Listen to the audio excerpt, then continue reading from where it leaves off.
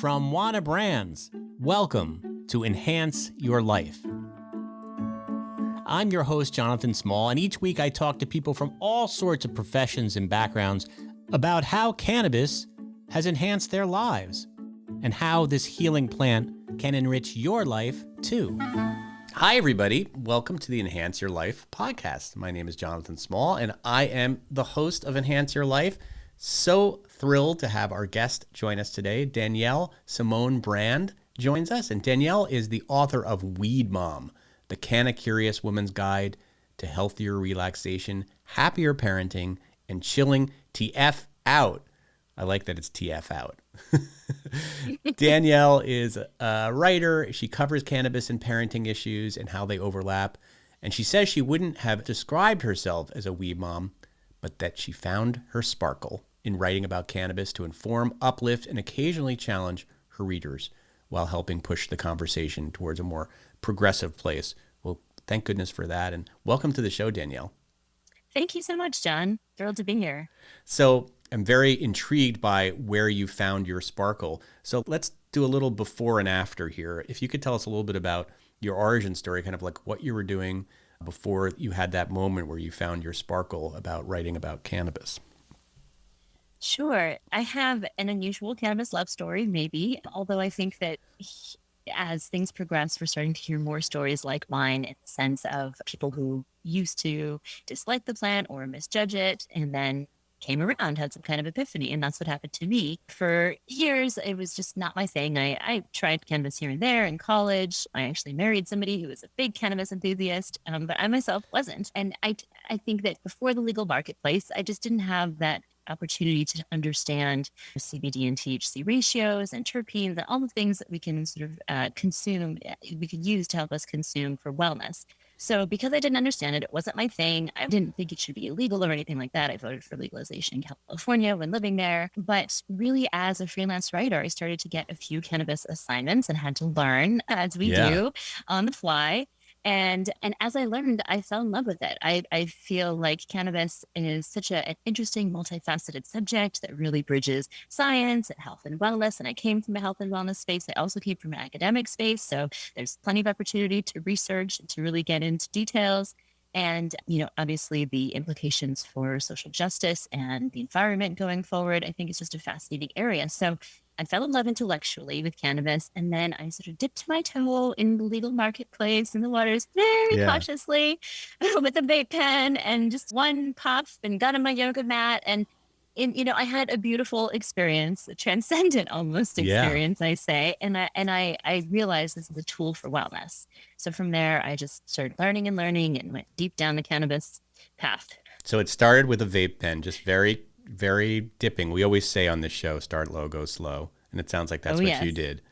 And what was it about that experience that was kind of eye-opening for you? Because you said before, you weren't necessarily a cannabis user, but this kind of opened up your eyes. What was it about it?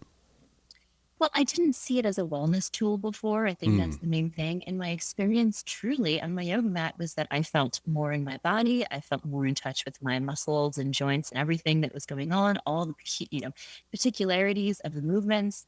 And I also felt this euphoria, this transcendent connection kind of experience. And that's what we go for in yoga. Yeah. But you can go there through a lot of different routes. And I think cannabis is one of those routes. It's not the only one. But to me, it proved to be a really useful tool. And then from there, I started noticing all the other wellness benefits, sleep and better sex and better mood when parenting. So we can get into those in a minute if you want to. But let's talk about parenting so how old are your children now?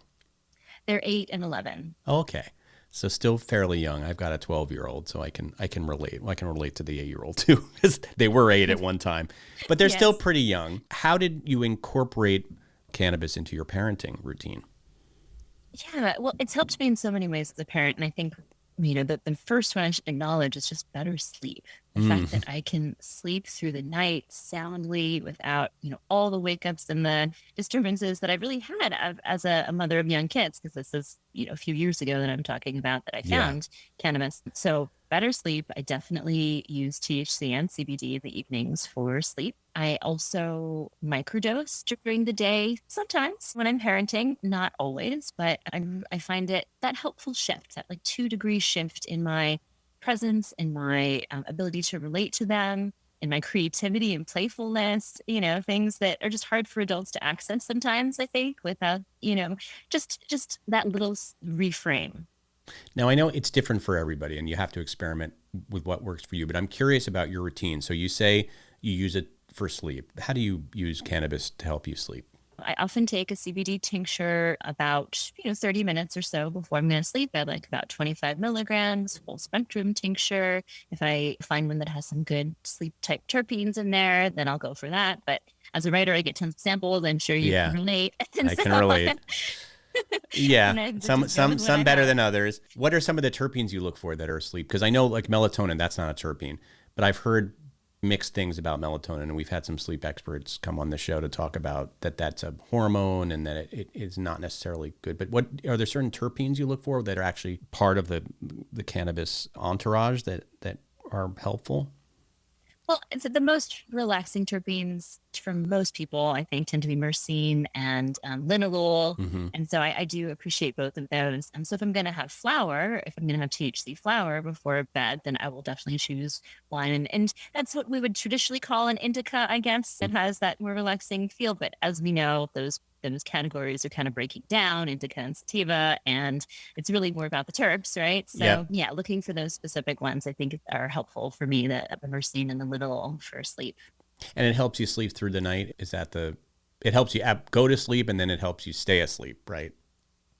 I think the CBD helps more for me with the staying asleep part and just sort of the like coming to a baseline. But the THC helps me just wind down and fall asleep. Yeah. Now, you also mentioned that during the day with young kids, you tend to microdose because it helps you kind of, I don't know, stay focused. Or how does that manifest itself? Tell us a little bit about like what you mean by microdosing. Again, it's different for everybody. People's bodies are different, and what a microdose for one person might be different than another. But tell us about your experience and what you do. Sure. So if it's an edible, then 2.5 to 5 milligrams of THC is a microdose for me, which, is I think a legit microdose. So with that dose, and I don't drive, I'm definitely a safe parent, but I will, it just helps me tune in a little bit more. It just kind of takes that edge of anxiety and constant thinking about my to-do lists and balancing all the things that parents always balance and worries about my kids and all those things. It just brings me down a level so I can relate better. So 2.5 to 5 milligrams of THC, maybe with a bit of CBD in there, that helps. Or if I'm going to smoke flower, I'll just take a couple of puffs. I'll go to the garage and take a couple of puffs, and I don't have to hit a whole bowl necessarily in order to get that nice, slightly elevated, more patient mom feeling. Yeah. So you speak to moms all the time. You've written for moms. One article I read, and I know your book also addresses this, is sort of like, there's so much attention put on moms drinking a lot of wine, the sort of Chardonnay mom cliche. But, that is a thing, especially with millennial moms. But you argue that they might want to think about weed instead of wine. And I wonder why that is. Definitely. And in my book, actually, I have the preface is "Dear Alcohol, We're Breaking Up," and it's a short little essay That's awesome. that I published a few years before on Civilized about making the switch from alcohol to cannabis. And it's not that I was ever a big drinker, but it was my go-to for socializing and for relaxing. It's obviously legal and easy to access, but the effects, I think, for a lot of moms tend to add up in terms of all that sugar, digestive disturbances, headaches and dehydration, just not feeling our best the next day. And personally, I found that it's so sad, but even a glass of wine makes me feel bad the next day these days. And so it's not worth it for me. I also get migraines, and alcohol is a trigger for migraines. Mm. So that shift seems like a wellness shift to me. And I use cannabis for medicine when I have migraines, and I also use it for wellness, lots of wellness uses. And I also use it just for fun and relaxation. And I think moms, parents need to be able to relax and let go and have a little fun. And cannabis is a great way to do that without the hangover, without all the other physiological consequences of alcohol. I'm glad you said parents because I want to be a weed dad. So I'm glad I'm allowed in this club. Yes, definitely. I wrote the book for moms because I wanted to gear it towards some of the like specific physiological things that mom experience. But yes, like the culture is about Canna parents. Yeah. But you obviously talk to a lot of moms. And what are the challenges that you most often hear that moms face about using cannabis? I imagine there's just the practical challenges of maybe not being able to find, if you're not in a legal state, not being able to find weed very easily. But beyond that, what are some of the sort of mental barriers that they need to get through? Yeah, there are a lot of barriers. So access, like you mentioned, absolutely. So I talked to moms from legal states and non-legal states, and there's a huge range in terms of their ability to access what some women have as medicine and others, as just support. And then, of course, there are the stigmas. Even in legal states, we have stigmas. I was living in California up until a few years ago, and generally very open in cannabis culture, but not necessarily so for moms. It was always something that was hush hush, and if we were going to talk about it, we would whisper about it. Yeah. And it was beginning to change in the Southern California, San Diego area, and in my circles as legalization progressed. But still, there's just so much humor, memes, total acceptance of alcohol culture and not of weed culture. So yeah, so there's a stigma. There's the belief that you are irresponsible, that you can't keep your children safe, or that there's really only way to use cannabis, and that's like to take bong rips and sit all day on the couch and not do anything. Yeah. That's one way. All of which is not true. Yeah. But yes, that's one way. But that is not the real. Spectrum. Yeah, that's the stereotype for sure. And look at you. I mean, you're a successful, functioning mom, and you've incorporated into your life. So you are the living example of how it can be successful. So is that how you sort of talk to moms? Like, how do you get them past that stigma? That's a funny question. Up until really recently, I was not very comfortable saying, look at me in any way. Yeah. But promoting a book puts you in a different mindset. Yeah. Suddenly you're that person. Yeah. Suddenly you're that person. And I did find that on Instagram in particular, there's a pretty strong Canna Mom community there. And there is a lot of interest in content that is just what you said, like showing, hey, I'm happy and healthy, I'm raising my kids well, and I consume cannabis. All of these things are compatible. So I do that. And then also in the book, I tell my own story. I weave it in, tell it mostly in the first chapter, and then weave in a few personal experiences later, even though it's mostly a researched book, because I want to kind of hold hands and bring people through that experience. And I wanted Canna-Curious Women to be able to say, oh, I can relate to this person. She wasn't always into this. She found it later, and maybe I could do that too. Right. I think, and you address this, and I'd love you to talk about it, is the issue of talking to your kids about cannabis. Now, this is an issue that I'm really curious about in my own life because of what I do for a living and because I get a lot of products suddenly delivered to my house and my kids are like, what's in the package, Dad? You have to explain, well, it's, and they interestingly have their own stigmas and things attached to it. And who knows where that comes from? I guess popular culture, they're just kids. But how do you talk to your kids about cannabis? Like, do they ever see you consume cannabis? Talk to us a little bit about how you broach the topic with them. And I know it's different ages. So let's start with younger kids. Like your kids are now like an 8-year-old kid. Do you talk to them about it at all? Or do you sort of keep it secret until, they get older? Well, I think it's a really personal decision. And I have decided to be really open with my kids. And that is my parenting style, I think, is honesty and let's talk it through. And I think you can handle this information in an age-appropriate way, of course. So when my kids were probably 4 and 7 and when I first started talking about it, and I said simple things like it's a plant. I would show them pictures of the plant. I did show them some bud, just show and tell, basically. Yep. And it's important to message that if they were to consume an edible, for instance, I showed them the pot leaf symbol on the packaging, THC symbol on the packaging. If they were to consume an edible, they wouldn't feel good, and they're not interested in that. They don't want to feel sick. They don't want to, have consequences from eating something. So, I wanted to make sure that they could identify an edible, like if they came across it at a friend's house, for instance, living in a legal state, that's a possibility. Hopefully parents are responsible keeping their stash locked, which I do also. But, I think just that basic education is good. And I also want to normalize the plant for them. I don't want them to think this is a drug that you need to be terribly afraid of. It's something you can overdose on and something that will ruin your brain. Like, I want them to delay use, because mostly studies seem to point to around, 20, 25 years old, it's more appropriate to begin cannabis use. Yeah. And I do hope that they delay, but I don't want to fearmonger about the plant. I want them to know it's medicine for some people. It's fun and relaxation for other people.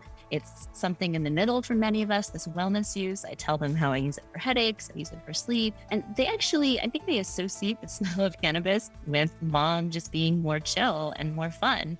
And That's my nice. daughter recently, I know, my daughter recently said, I used to not like that smell, but now I really like it. And I honestly think it's not because she's interested in consuming, just because she associates just a chill mom with That it. it's so, I mean, smell is such an important thing. And I will confess, have almost a negative association with that smell just because of growing up, and like the association was not great, and for whatever reason. But I know that it's taken me a long time to sort of overcome, like if I'm walking down the street and I smell it, that's not always the happiest like memories that comes back. So it's so nice that from an early age, you're instilling this kind of comfort with that smell, and there's nothing scary about it. So you do consume in front of them. I mean, I'm thinking most people have no problem drinking a glass of wine in front of their kids. Do you feel the same way with cannabis? Or Well, I think that it's a little tricky still. There's a big stigma in our society about smoking for good in reason, general, right. because of tobacco, Yeah. right? And I don't want to encourage that, but at the same time, it is the best delivery method for me. I generally smoke cannabis in the garage or the shed or in my office with the air purifier on, but I'm not hiding it away like I'm supposed to be ashamed. I just Yep. say, give me a moment, I'm going to smoke some cannabis. I literally say that, and they're like, cool, okay, I'll go over here. And then I come out. So, and they know that I have a box that's locked, and that's where my stash is, and everything. So it's integrated in our lives, but I don't directly consume in front of them. Do you consume flower mostly? Is that your preferred smoking flower? Because you mentioned vapes in the early days, but then you Yes. I think vape is a wonderful sort of easy entry, dip your toe in kind of product. Yeah. But I love flower now. Flower to me is the purest form of the plant, of the medicine, because it's medicine, even if it's fun. Yeah, I was going to ask why smoking flowers here. Is it because you feel it's the purest form of consumption for you? But you also mentioned that you do edibles sometimes too. Yeah, I do edibles sometimes too. I definitely like low-dose edibles. I like combining different cannabinoids in edibles. I find some THC CBG ones or THC CBN, and those are nice to play with as well. Tell us a little bit about why those are nice to play with.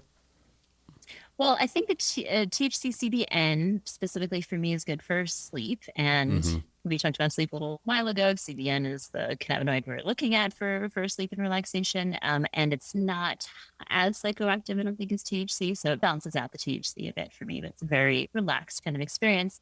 THC and CBG help me with pain more. So that's when I know migraine is coming on. I will try to nip it in the butt by taking some like a THC CBG gummy. Wild has one that I enjoy. Nip it in the bud. I can't let that. I can't let that go by. How many? Weed pun. Yeah, how many weed puns can writers come up with? It's exhausting. So many. It's just the possibilities are endless. endless. It's endless, and it gets kind of tiresome after a while. So we talked about younger kids. Let's talk about now when you have kids that are teenagers, and that starts to become a different conversation about weed and about consumption. You mentioned, and I never heard this, that they recommend starting at around the age of 25. Tell us a little bit about that, and I want to then go back to then what do you do when you have a teenager that you know is probably going to at some point try to consume cannabis. If he's anything like me or any of my friends, you're probably going to try in your teens. But anyway, go on. Tell what does the science tell us, and then let's talk about the reality. Okay. Well, first of all, the science is a little tricky because there's so many studies looking for harm, right? Mm-hmm. There's so many studies saying, true. like, how could we show this is bad for youth or, bad for your mental health? But generally speaking, the scientists tend to say that until the prefrontal cortex is fully developed around age 25, that there's more risk for abuse and addiction, potentially. There's more risk for sort of changing the development of the brain. So we know that cannabis is, or THC, because CBD is a totally different story, and other cannabinoids might be a different story. But THC and high psychoactive THC, high potency THC, it's probably not the best for young brains.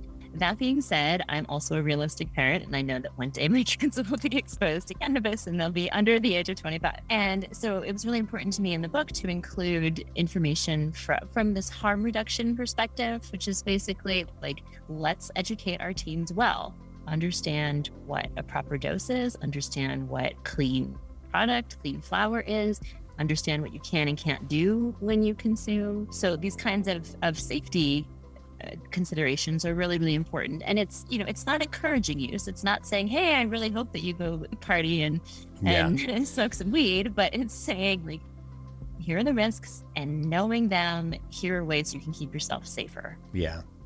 It's hard. I had one friend of mine, he said, you can try he has a teenager, like 17 or 18 years old. And he said, you can try it. And he's maybe a little bit unusual, but he said, but I have to try it with you. Like, I want to be the person that is the first person to smoke with you, so I can guide you through it.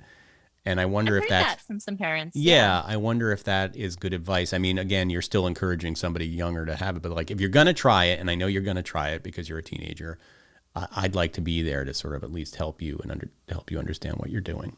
I don't know.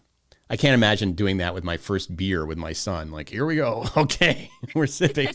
But, cannabis is different in a way, but. Yeah, it is. Unfortunately, I haven't had to cross that bridge yet with, my oldest being 11, but I do think that there are parents who take that approach, and I'm not judgmental of that approach, because I think that, it depends on your kid and your situation and all that, but it might make sense. I don't know for myself how I will approach that when I get there, but I do want to say for your listeners that the Drug Policy Alliance has great information about talking to teens about cannabis. They have other drugs as well. Cannabis is what I focused on in the book. And it's such a helpful, fact-based, non-fear-based, promoting critical thinking approach. Yeah. Oh, I'd love to see that. So in doing research for your book and really taking a deep dive, was there anything that surprised you that you learned about cannabis that you didn't know going in? That's interesting. Diving into the science is always interesting. It's always a fascinating thing, because you can find a study to back up a lot of different things that you want to say, right? So I was surprised actually that there's more research on cannabis than I expected, given the fact that we're always hearing how hard it is to get research permission, right? Right, and that's because it's federal. Yeah, because it's federally illegal, but now it is changing. Apparently. Now it is changing. So I did find quite a few studies on cannabis, and many that could really support the notion that, again, moderate, responsible use is not bad for you, potentially even really good for you. It depends on who you are and what your physiological conditions are. So there was that. And then also just interviewing lots of moms and realizing how helpful the plant is in their everyday lives, and also realizing how afraid or stigmatized they still feel for their consumption of the plant. Yeah. So, the disparity, I think, between what it can do and how comfortable people feel saying that they're a consumer, like that's a big gap. Do you see that changing over in the next 2 or 3 years, or do you think that is a hurdle that we might not even be able to overcome in our lifetimes? Ooh, well, I think that we're in the process. I think it's happening. It may be like 10 or 20 years before it's really, really solid there. But I think that just left and right, people's attitudes are changing.